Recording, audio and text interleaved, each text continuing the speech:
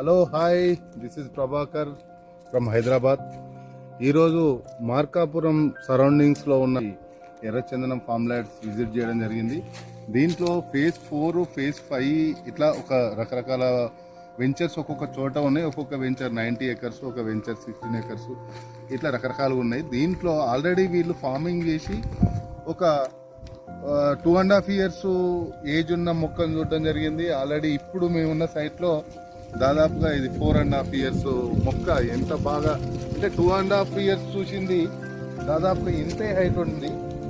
4.5 years అంటే ఒక 1.5 years, 2 yearsలో మళ్ళీ ఇంత పెద్ద చెట్టు ఎదగడం అనేది నిజంగా ఇంత అంటే 2.5, 3 years నుండి గ్రోత్ ఫాస్ట్గా ఉంటుంది అంటే ఎర్రచందనం ఉంది.